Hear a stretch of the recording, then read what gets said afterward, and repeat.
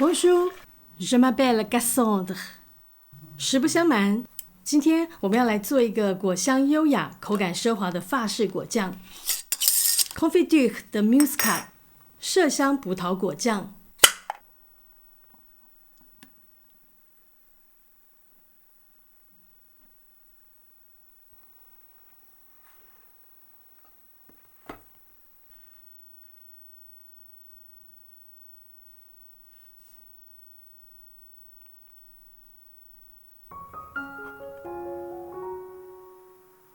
我们需要的材料有柠檬汁30克，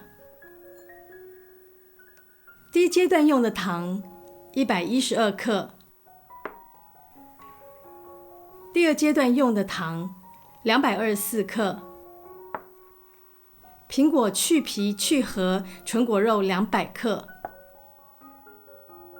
水30克，麝香葡萄500克。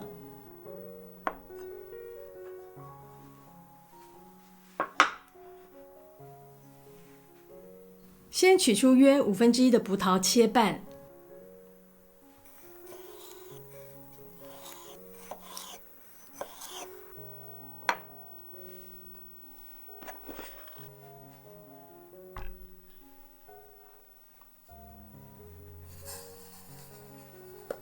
加入112克的砂糖和30克的水，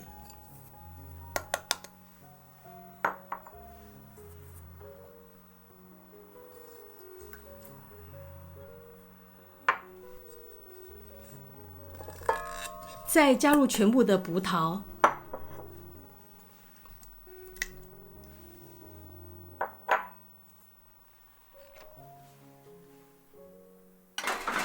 以中小火加热，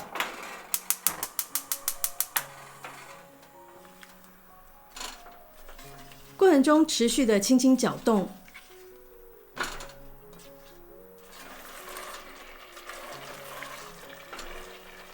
煮到微滚后，再持续煮5分钟，直到果皮开裂，砂糖完全溶解。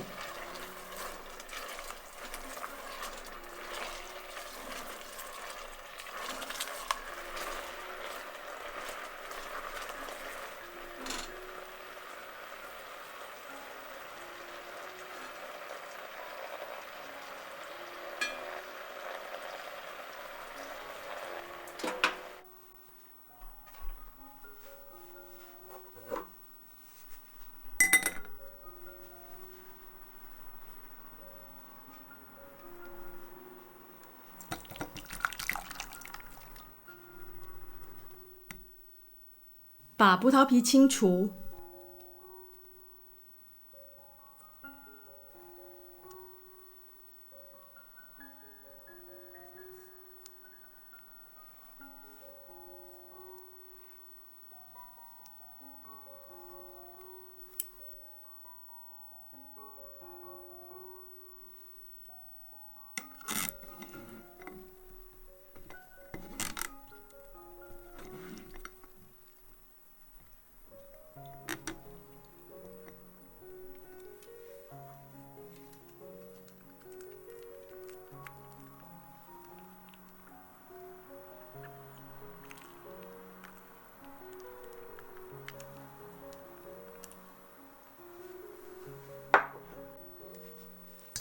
将葡萄果粒和糖浆倒回锅子里备用。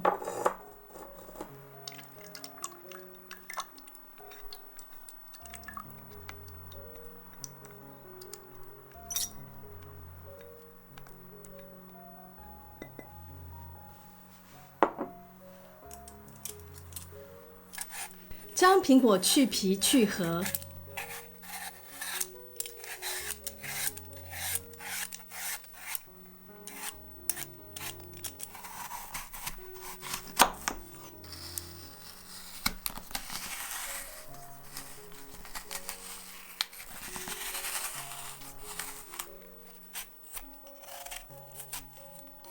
再切成4瓣。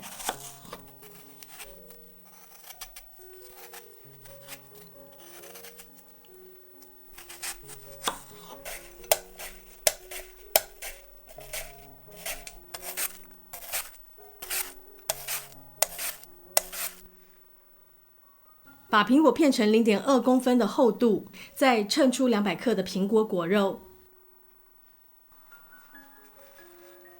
将苹果倒入锅中，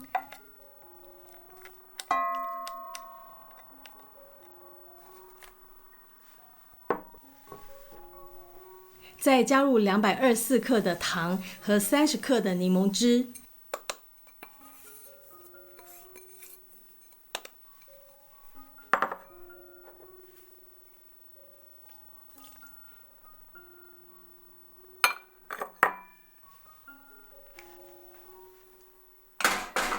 以中小火加热，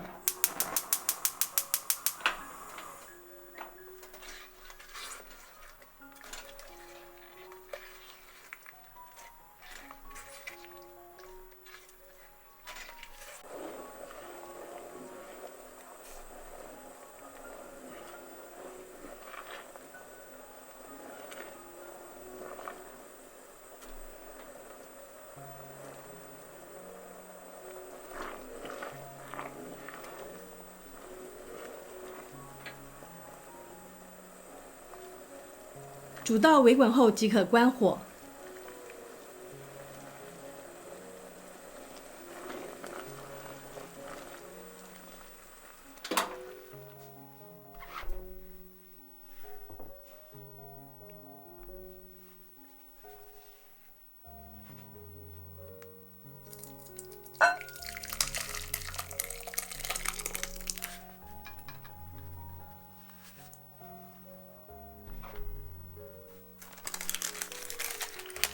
用烘焙纸覆盖住果酱，完全放凉后再放入冰箱冷藏过夜。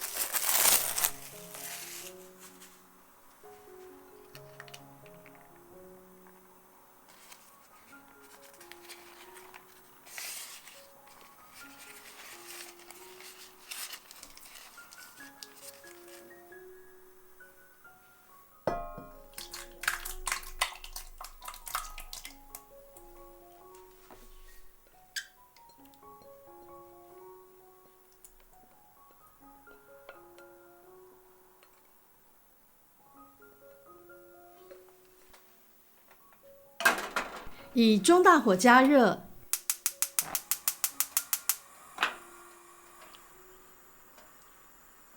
过程中要持续不停地搅动。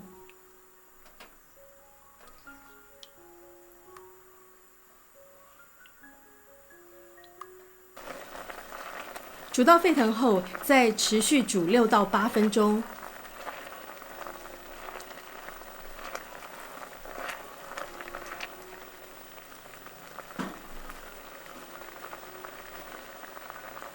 同时尽可能的捞去浮沫。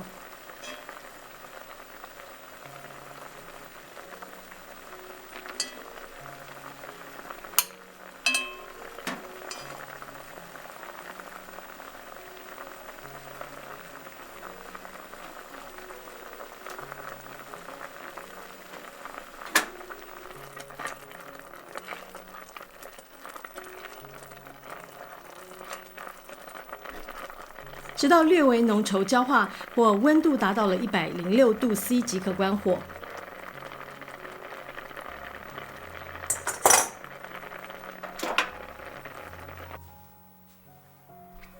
果酱离火后，要立即装入已消毒的果酱瓶中。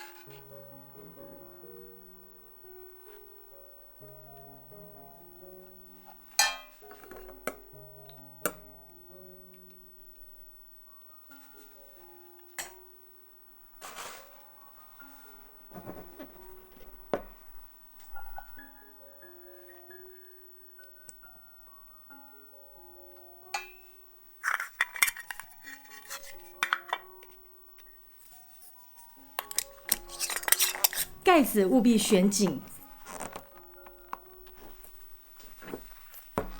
倒扣放凉后冷藏保存。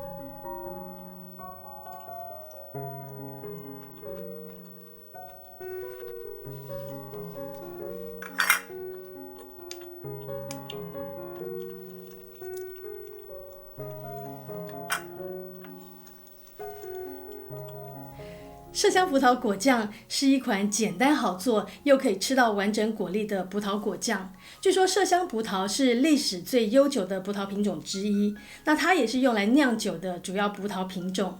但因为它的味道很好，所以也很适合直接享用。那特别是日本的麝香葡萄，不但皮薄无籽，那外表呢就像翡翠一样青绿饱满，吃起来更是清甜弹牙，可以说是许多来日本旅行的游客必吃的水果。那这次的果酱是采用法国果酱女王克里斯汀法伯的食谱，不过我们调整了比例跟做法，主要是因为法国跟日本的麝香葡萄口味上有很大的不同，特别是甜度的部分。那这个果酱呢，它会分2天制作，但每次上锅熬煮的时间都很短，主要就是让葡萄有充分的时间糖渍。那这样出来的果肉呢，不但形状很完整，那口感也会非常特别哦。喜欢葡萄果酱的朋友一定要试试看。那接下来我们就要跟大家分享制作这款果酱要留意的小地方。首先是葡萄部分，我们这次用的是日本的麝香葡萄。那日本的麝香葡萄在贩售的时候，它会因为因产地、甜度、那个果粒的大小呢，而有不同的等级。这次我们用的是中型尺寸的葡萄，甜度为23.1，算是非常的甜哦。那几乎没有酸味，所以呢，我们有相对应的减少糖量，同时也增加了柠檬汁的用量。那如果你买到的葡萄是没有那么甜，或者是使用其他品种，像是巨峰葡萄，那我会建议大家在做之前呢，可以先尝一下味道，然后再来调整糖的用量。那除了甜度之外，麝香葡萄的果肉非常的结实又很耐煮，但果汁不算很多。相比之下呢，巨峰的汁水就比较多一点，那果肉也比较柔软。所以如果你是换成其他品种的葡萄，熬煮的时间也要做一些调整哦。那如果是使用有籽的葡萄，在处理上可以先把葡萄切半，然后取出籽，煮完之后呢，再把皮去除就可以了。再是糖的部分，很多人会觉得果酱的糖量很多，但是果酱偏甜本来就是很正常的哦。果酱原本的目的就是为了保存水果，就像腌制泡菜使用大量的盐是一样的道理。那糖是天然的防腐剂。那一般来讲，最理想的用量是水果重量的80%以上，那这样才能够确保果酱可以存放比较长的时间。那最低建议不要低于60%。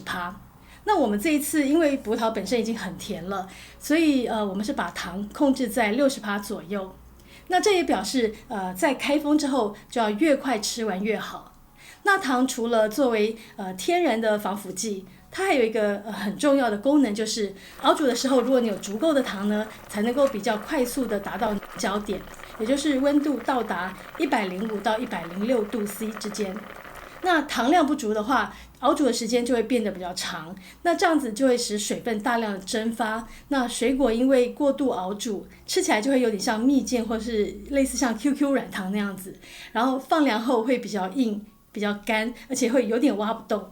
最后，这款麝香葡萄除了跟优格一起吃，也非常适合抹在涂了奶油的面包上，那吃来有一种甜甜的奶香味。那另外搭配香煎鸭肉也很好吃哦。那今天影片就到这里结束了，非常感谢大家的收看，我是 Gaston， 别忘了帮我们按赞、分享并订阅我的频道哦，也欢迎大家追踪我们的 IG、Instagram， 我们下次见了，拜拜。